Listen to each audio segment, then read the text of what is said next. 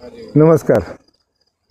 Nevasa place कपच्या Nevasa कट्टा या मालिकेमध्ये आपण सर्वजण आता नेवासा नगरपंचायतीच्या ज्या काही कायदेशीर बाबी झालेल्या आहेत, ज्यामुळे आपली निवडणूक पुढे गेलेली आहे, याबाबतचं जे काय लोकांचे संभ्रम आहेत आणि त्यामध्ये काय काय कायदेशीर प्रक्रिया झाली याविषयी आपण जाणून घेणार आहोत.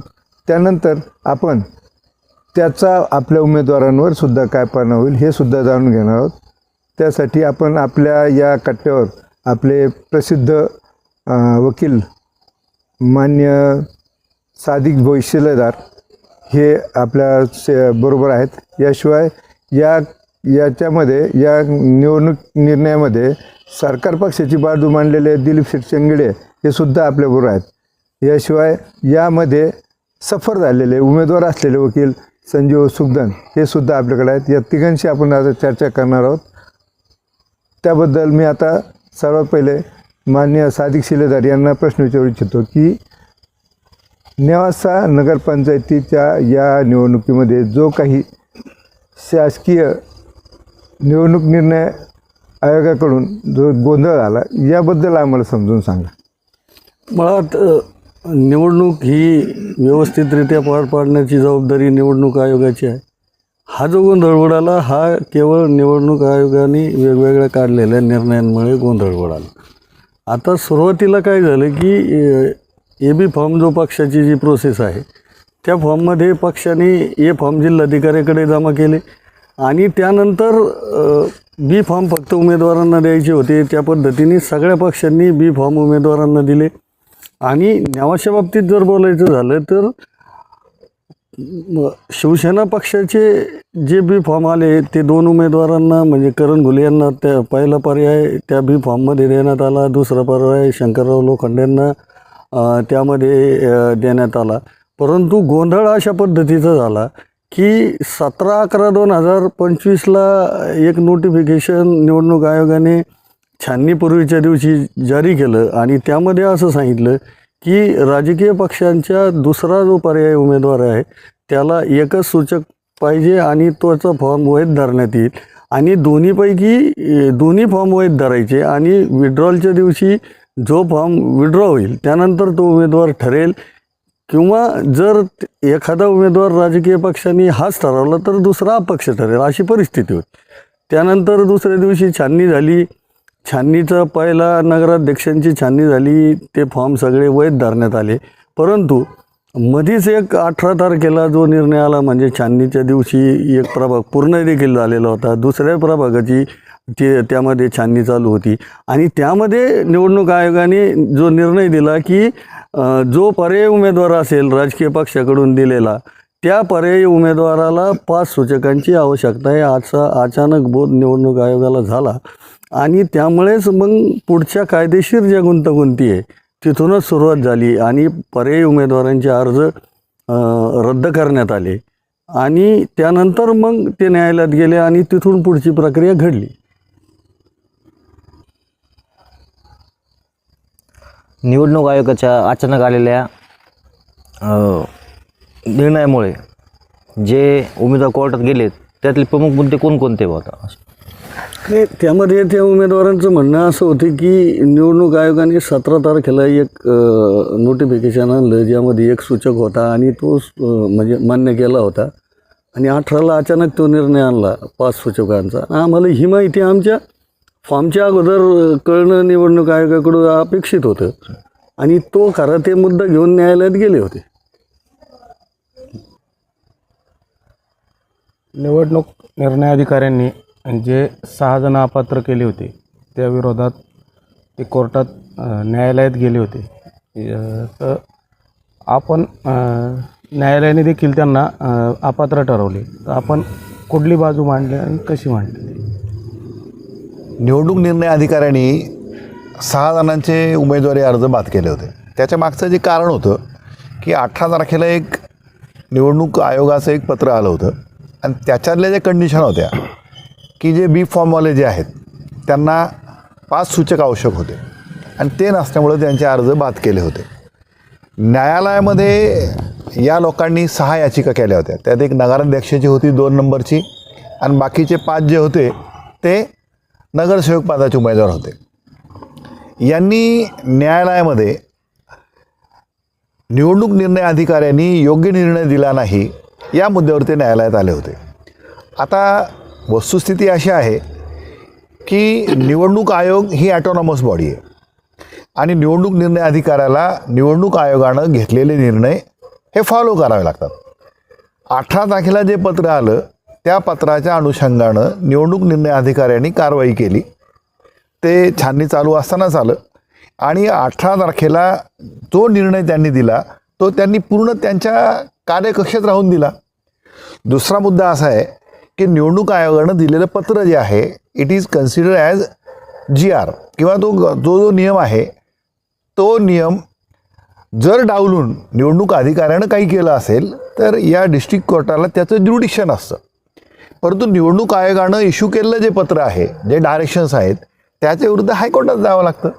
हा मुद्दा आम्ही मांडला. दुसरा मुद्दा आम्ही मांडला की निवडणूक निर्णय अधिकाऱ्यांनी काही चुकीचं केलेलं नाही, कोणावर अन्याय केलेला नाही. त्यांना जे करायचं आहे ते त्यांना जे डायरेक्शन दिले जातात त्याप्रमाणे 18 तारखेच्या पत्राप्रमाणे त्यांनी ज्यांच्या फॉर्मसोबत 5 सूचक नव्हते त्यांचे फॉर्म रिजेक्ट केले आणि न्यायालय सॅटिस्फाय झालं आणि जो निर्णय निवडणूक निर्णय अधिकाराचा होता तोच मान्य न्यायालयाने कन्फर्म केला. ॲक्च्युली यांनी पिटिशन दाखल केले 20 तारखेला. पिटिशन दाखल केले 20 तारखेला, यांना बाजवणे झाले 23 तारखेला. 24 तारखेला आम्ही आर्ग्युमेंट केले. 24 तारखेला 3 निकाल झाले आणि 25 तारखेला 3 निकाल झाले आणि अशा प्रकारे तो निवडणूक निर्णय अधिकाराचा नियम जो निर्णय होता तोच न्यायालयाने कायम ठेवला. असे असतानाही ही निवडणूक पुढे का ढकलण्यात आली? आता या निवडणुकीसंदर्भात म्हणजे नगरपंचायत नेवासाच्या निवडणुकीसंदर्भात काही याचिका मान्य उच्च न्यायालयात प्रलंबित होत्या, परंतु त्याचं नॉलेज या ठिकाणी किंवा त्याचं जे नंबर आहे किंवा त्याचे जे पिटिशन आहे त्याचं दाखल नव्हते. परंतु पैठण नगरपालिकेच्या संदर्भात 2 याचिका होत्या. आता जे पैठणचं जे मॅटर होतं त्या पैठणच्या मॅटरमध्ये 2 जणांचे अर्ज निवडणूक निर्णय अधिकाऱ्यांनी बाद केले होते. त्या निर्णयाच्या विरुद्ध ते मान्य न्यायालयात गेले होते आणि मान्य न्यायालयाने त्यांचे अर्ज रिव्ह्यूसाठी परत निवडणूक अधिकाऱ्याकडे पाठवले होते. निवडणूक निर्णय अधिकाऱ्यांनी त्याच्यावरती तोच निर्णय कायम ठेवला आणि त्याच्यामध्ये असं पण एक क्लॉज होता की ज्या दिवशी अर्ज मंजूर केले जातात आणि निवडणुकीची प्रक्रिया जी आहे मतदानाची प्रक्रिया आहे तर चिन्ह वाटप आणि मतदानाची प्रक्रिया याच्यामध्ये काही स्पेसिफिक दिवसाचा अंतर कायद्यामध्ये नमूद केलेलं आहे. ते त्यांना मिळत नव्हतं. या मुद्द्यावरती माननीय उच्च न्यायालयामध्ये त्याच्या संभाजीनगरच्या खंडपीठामध्ये एक याचिका दाखल झाली होती. एक फारुकी नावाचे वकील आहेत त्यांनी दाखल केली होती आणि त्याच्यामध्ये वरिष्ठ वकील जे आहेत तिथले विजयकुमार सपकाळ यांनी त्याच्या वतीनं आर्ग्युमेंट केलं आणि त्याच्यामध्ये निवडणूक आयोगातर्फे निवडणूक आयोगाचे वकील हजर झाले आणि त्यांनी सांगितलं की आम्ही सगळी जी प्रक्रिया आहे ती रिव्ह्यू करतो आहे, त्यामुळं ही सगळी जी निवडणूक आहे म्हणजे आता ज्या ठिकाणी नगराध्यक्षपदाचे उमेदवाराचा अर्ज रिजेक्ट झाला आहे एखादा त्या ठिकाणीची संपूर्ण निवडणूक प्रक्रिया रद्द केली आणि ज्या ठिकाणी नगराध्यक्षपदाचा अर्ज त्याच्यामध्ये काही डिस्प्यूट नाही आहे, त्याच्याबद्दल कोर्ट मॅटर नाही आहे, बाकीच्या नगरसेवकाच्याबद्दल आहे त्या ठिकाणची फक्त स्थगित केली. परंतु आता नेवाशामध्ये नगराध्यक्षपदाचा जो एक अर्ज होता तो अर्ज नामंजूर झाल्यामुळं ही सगळी नेवाशाची निवडणूक प्रक्रिया रद्द केली. ती निवडणूक आयोगाच्या आदेशानुसार झालेली आहे. चिंगडे सरांनी आता जे मुद्दे सांगितले की निवडणूक अजून लांबलेली, अजून कोणते असे मुद्दे का त्यामुळे निवडणूक लांबली गेली? चंगेडे सरांनी पैठणचा मुद्दा सांगितला. आपल्या नेवाशाच्या प्रकरणामध्ये तो मुद्दा वेगळा आहे. कारण नेवाशा प्रकरणामध्ये जे उमेदवारांचे अर्ज रद्द झालेत किंवा अपात्र झालेत ते न्यायालयात गेले. परंतु महाराष्ट्र नगर परिषदा अधिनियम 1966चा कलम जो 17(1) काय सांगतो की जी लोक अपिलात गेले आणि त्यांच्या अपिलाचा निकाल लागल्यानंतर त्यांना स्पष्ट 3 दिवस विड्रॉल करता अर्ज माघारी करता येणे गरजेचं आहे. परंतु आपल्या नेवाशाच्या प्रकरणामध्ये असं झालं की जे 6 पिटिशन एकूण होते त्यापैकी नगरसेवकांचे पिटिशन हे त्याचा निकाल हा 24 तारखेला लागला आणि नगराध्यक्षाच्या पिटिशनचा निकाल हा 25 तारखेला लागला, की ज्या दिवशी विड्रॉलची शेवटची तारीख अपील असणाऱ्या उमेदवारांकरता होती. मग त्याला ते 3 दिवस त्यांना मिळालेच नाही आणि मग तो एक मोठा कायदेशीर पेच निर्माण होणार होता पुढच्या भविष्यातल्या सगळ्या निवडणूक प्रक्रियेबाबत. म्हणून निवडणूक आयोगाने मला वाटतं हा सगळा निर्णय घेतलेला आहे.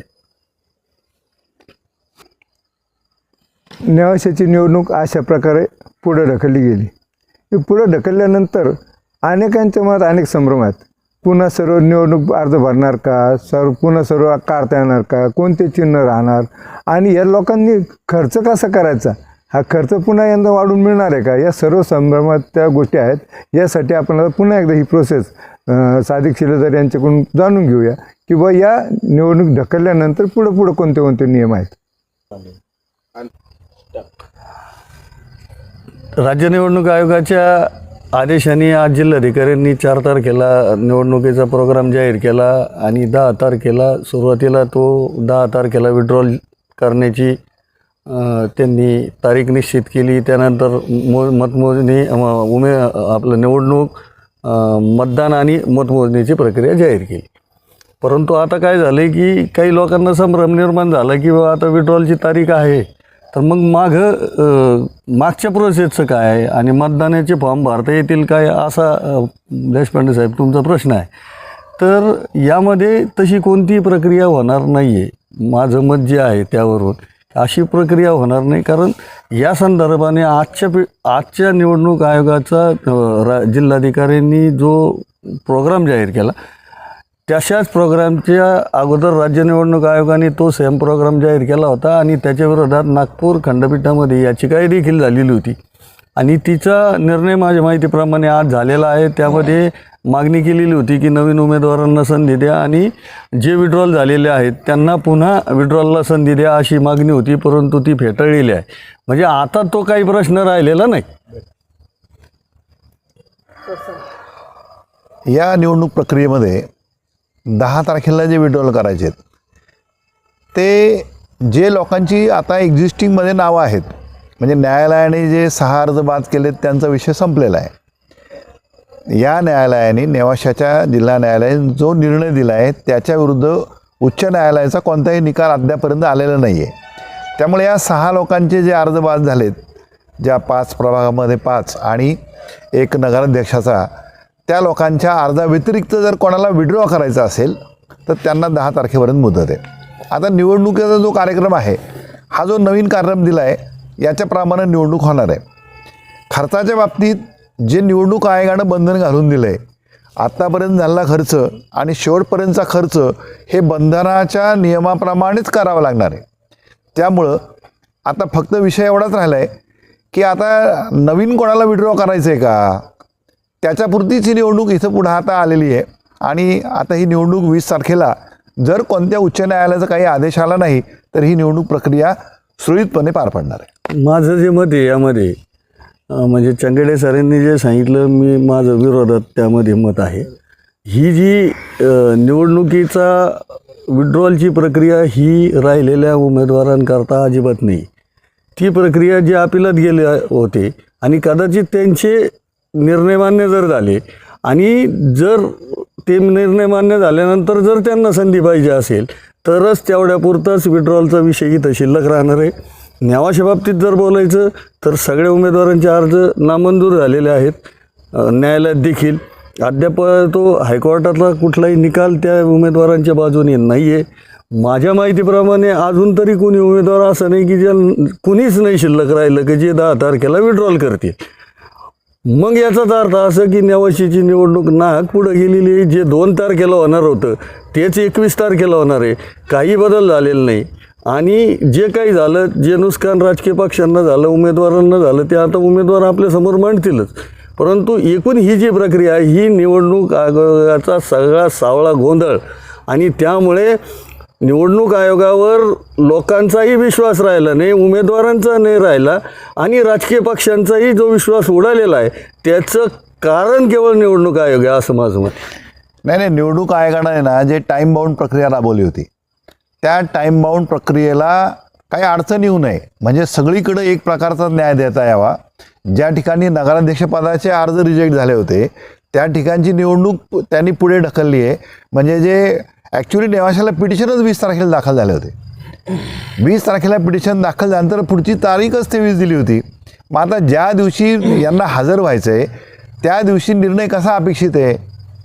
त्यामुळं ही जी निवडणूक आयोगानं जी प्रक्रिया जी पोस्टपोन केली आहे किंवा जी प्रक्रिया पुढे नेली आहे ती प्रक्रिया अनुसरण्यासाठी त्याची ॲक्टेड अपॉन येण्यासाठी ही निवडणूक पुढे ढकललेली आहे. काय झालं, निवडणूक आयोगाची पहिल्यांदी चूक केली की फार शॉर्ट प्रोग्राम ठेवला की लगेच 19ला 18ला छाननी केली, लगेच एक विड्रॉलची तारीख ठेवली 19 आणि 21 ते 25 या लोकांना टायमिंग दिला आणि लगेच 2ला मतदान ठेवलं.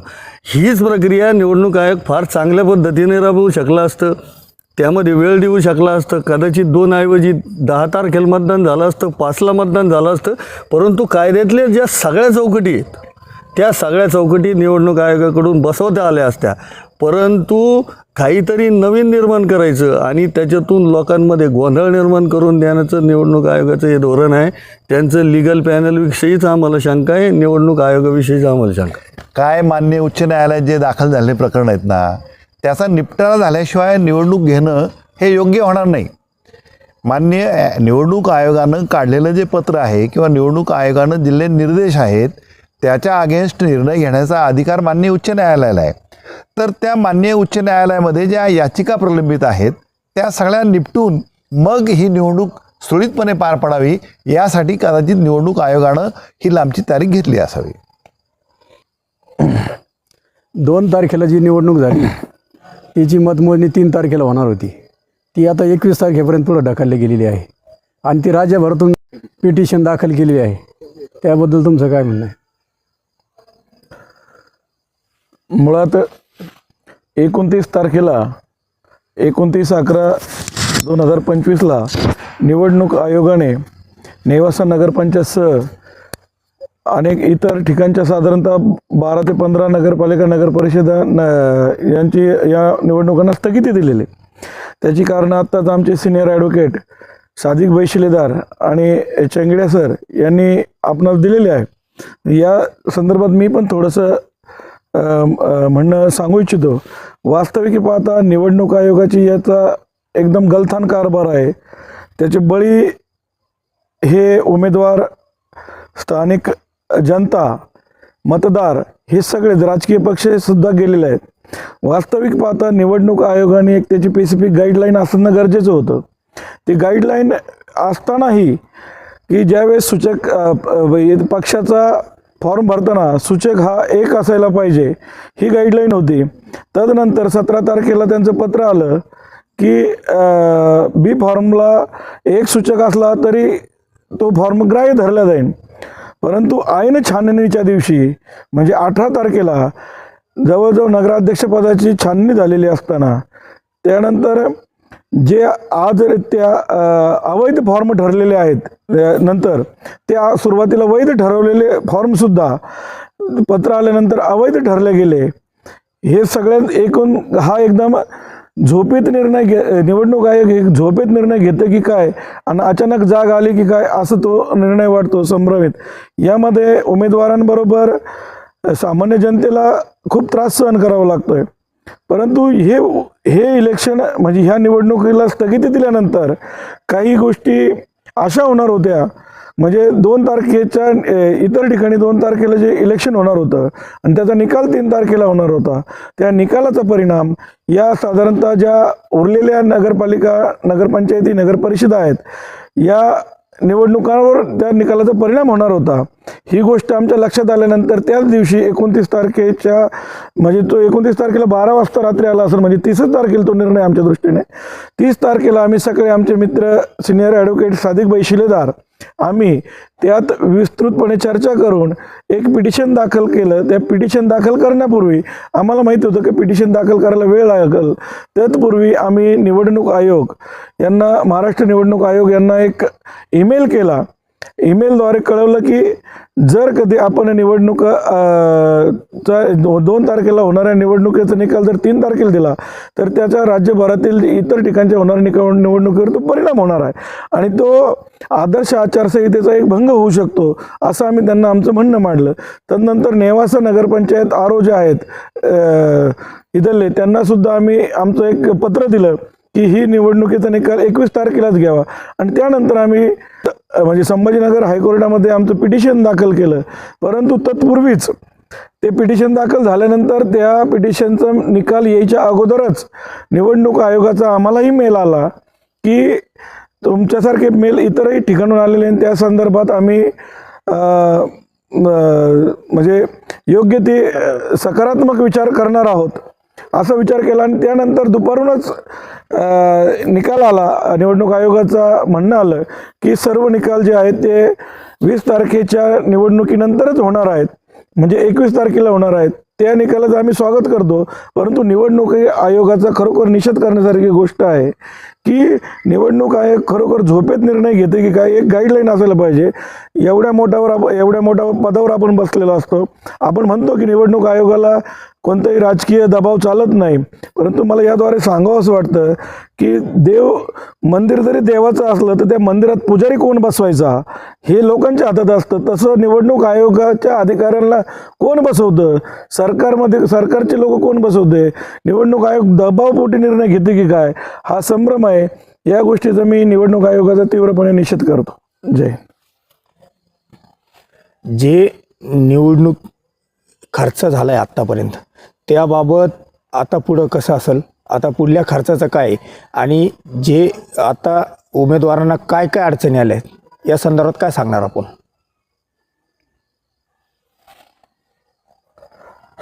या ठिकाणी महत्त्वाची गोष्ट मला नमूद करावीशी वाटते की या गोष्टीचा सर्वात जास्त जो त्रास आहे तो उमेदवारांना झालेला आहे. त्याचं वास्तविक कारण प्रत्येक नगरसेवक पदासाठीचा जो खर्च निवडणूक आयोगाने दिलेला आहे तो 2,25,000पर्यंतची मर्यादा ठेवलेली आहे व नगराध्यक्षाला 6,50,000च्या आसपास म्हणजे 6.5 लाखापर्यंतची खर्चाची मर्यादा ठेवलेली आहे. वास्तविक पाहता या खर्चामध्ये पहिली विसंगती अशी आहे की नगरसेवकांना 2.25 लाख रुपयाचा खर्च ठेवला, ठीक आहे, हरकत नाही. तर नेवाशामध्ये एकूण प्रभाग 17 आहेत. 17 प्रभागाचा खर्च जवळजवळ 36 लाख रुपये असायला पाहिजे होता एकूण, परंतु नगराध्यक्षाच्या उमेदवारासाठी 6.5 लाख रुपये खर्च दिलेला आहे. हाही निर्णय निवडणूक आयोगाने कोणत्या परिस्थितीत घेतला त्यांना माहिती. दुसरा विषय की सेकंड लास्ट डेला ज्या निवडणुकीला स्थगिती आली तोपर्यंत अनेक उमेदवारांनी हा खर्च जाहीर केलेला होता. रोज खर्च द्यावा लागतो आणि त्या खर्चाच्या निवडणूक आयोगाने दिलेल्या खर्चाच्या आसपास ते कुठेतरी पोहोचलेले आहेत आणि परत तिथून पुढं साधारणतः 15 ते 18 दिवस ही निवडणूक लांबणीवर आहे. तेवढ्या खर्चामध्ये इलेक्शन करणं म्हणजे पॉम्पलेट नवे छापायचे आहेत, बोर्ड नवे छापायचे आहेत, बोर्डला लावण्यासाठी पंचायतीची परमिशन घ्यावं लागते, ते स्क्वेअर फुटाने घ्यावं लागते. 2 रुपये स्क्वेअर फुटाने ते बोर्डचे पैसे भरावे लागतात. एका नगरसेवकासाठी 10 फॉर्म आहे, साधारणतः 40-40 हजार रुपये त्या बोर्डलाच जातात. पहिले 40,000, हे 40,000, इतर खर्च.